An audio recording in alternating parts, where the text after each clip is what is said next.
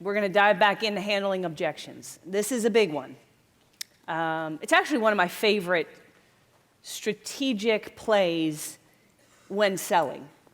My goal when I'm going to go face-to-face, toes-to-toes with a prospect is I want all the objections handled before I even have the discussion so that they have an idea what the price is, they have an understanding of what I do, they've already semi-decided they are going to do business with me, right? If your marketing is done right, all of that happens. Now, to be fair, that's not to say it always happens. I'm not going to tell you I've never experienced ugly in a sales process where I got in front of a ill-prepared, poorly selected prospect and tried to close them, and it's ugly, right?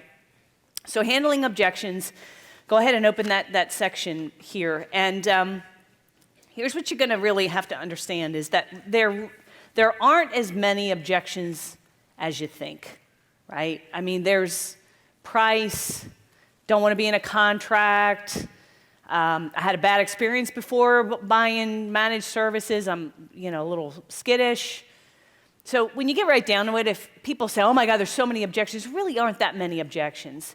And, we're going to do a little exercise where I'm going to have you list them out. But if you really sat down and you thought of every single objection that could happen, you're going to find out there's not that many. And what you want to do is you want to do negative preparation. And this is not just sales, by the way. This strategy is definitely in sales, but you absolutely want to carry that through in everything that you do. So we run events, as you guys know. We run with a small team.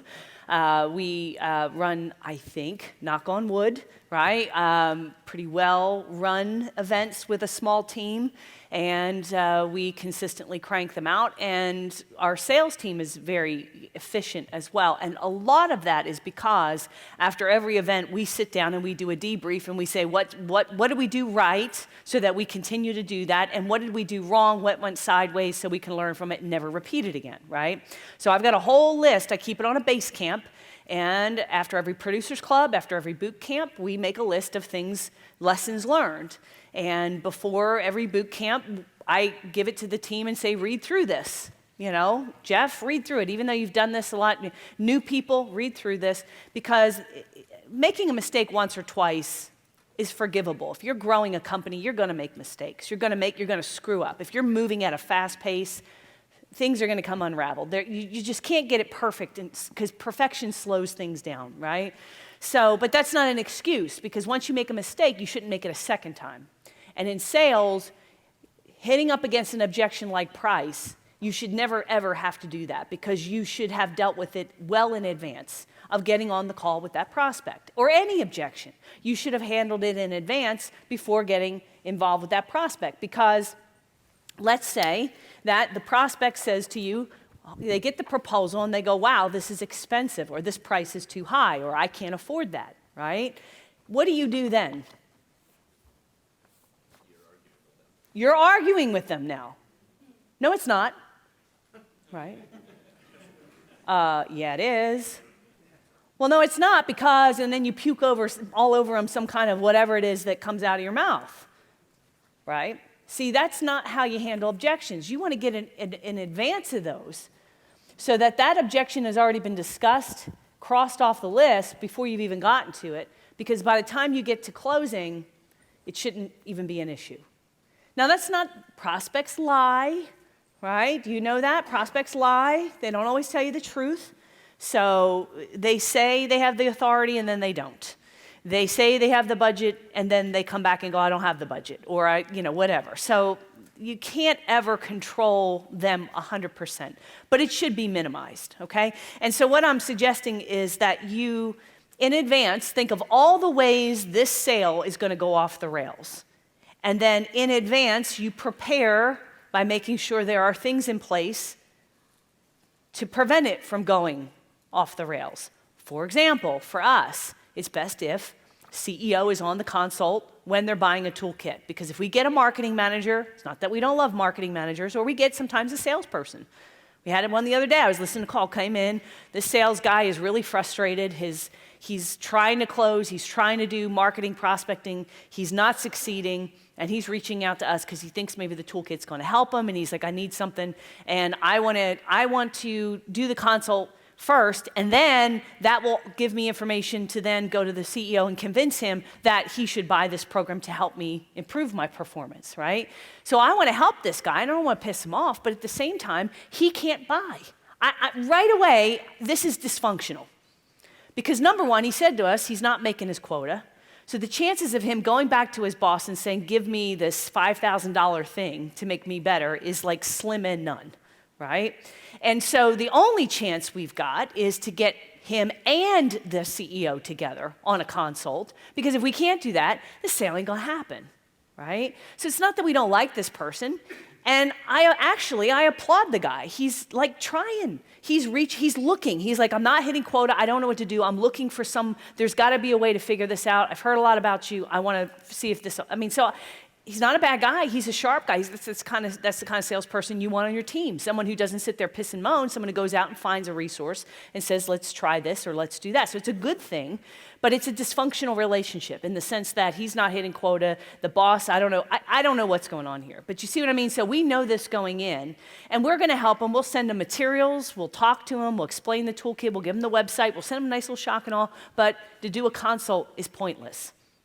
Right? Because the end is not going to result in him whipping out a credit card and putting it on his card. He's got to go talk to his mommy or daddy and get permission. Right? And this mommy or daddy has not heard the pitch and has not reached out to us and doesn't know all about us. All they see is the price tag.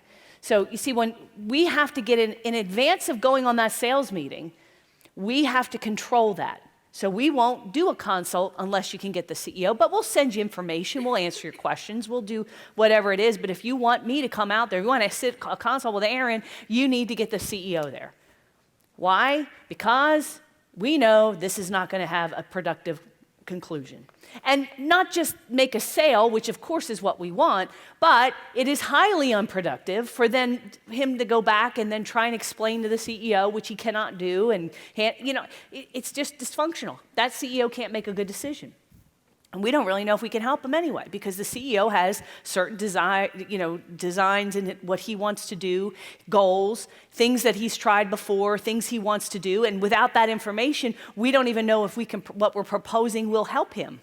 Right? Let's suppose the CEO, we don't even know this, and sales guy don't, maybe let's suppose the guy decides he doesn't want to do managed services anymore. He wants to go in a different direction. He wants to sell phone systems only. Well, maybe the toolkit's not the right thing for him then, right? You see, I don't know that. We can't even prescribe because we don't have all the information. So the point I'm making is if we know that that's going to be something that will lead to an unproductive meeting, which means that we're not moving a sale, we're not closing the sale, we have to get in advance of that, and that's why in the marketing it says the CEO has to be there. When we do the confirmation, that's supposed to be said. In the follow-up materials that's sent to, it's all in there. We explain why it's done the way it is, and we have to be confident enough that we will tell that prospect no unless you follow our process, right? Because that's how authorities work, and you have to as well. Now, everyone you got it situational, right? I mean, every sale that you go in, so you might have a prospect that calls in who is an office manager of a large medical practice. She may be the decision maker. She may be the one, your insistence in getting the doctor in that meeting might undo the whole deal. So sometimes all of this is just, guys, you have to understand, all of this has exceptions in the sense that you have to sort of evaluate and make your best judgment.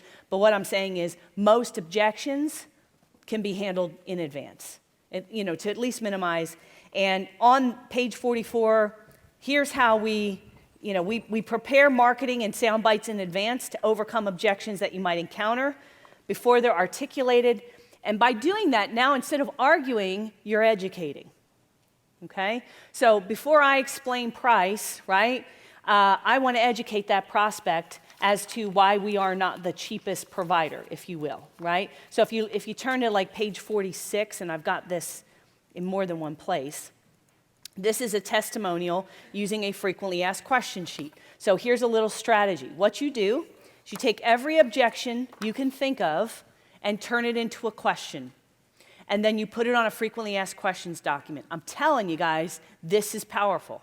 And salespeople in the room, you do this, right? Don't wait for your CEO to do it. Don't wait for your marketing to, you do this, right? I see that your services cost a little more than some of the other providers I've talked to. Why is that? That's the price objection, right? The answer, now, don't rip this off unless it's true, okay? Don't, all right, just want to make sure we're clear that quite simply, we invest 2 to 3 times more money into hiring, training high-quality service technicians. In fact, our technicians are required to go through 58 hours of training before they're permitted to touch a client's network, and invest over 100 hours of training per year on average. Not only on technical expertise, but also customer service, communication, and company standards. We also hire more techs per client than the average IT services company, which gives them the ability to invest more time on serving each client rather than being pressured to implement a quick fix and rush on to the next client to maximize profitability. You might even add in there, we also have a local help desk. We don't outsource it to a third party. All of this costs more, but we made a decision a long time ago. We would rather explain our price once to new clients rather than apologize for poor service forever, but I think our clients say it best, testimonial about price, okay? Which if you read the testimonial, prior to working with this company, we had all these issues, poor service. We thought it was cost effective. That's code for cheap. I realized after this company's mistake, they caused a HIPAA breach and exposed us to fines and penalties and thousands of dollars, and suddenly realized cost effective is not as cost effective as we thought, right? Do you see what I mean? So this is how you handle an objection in advance.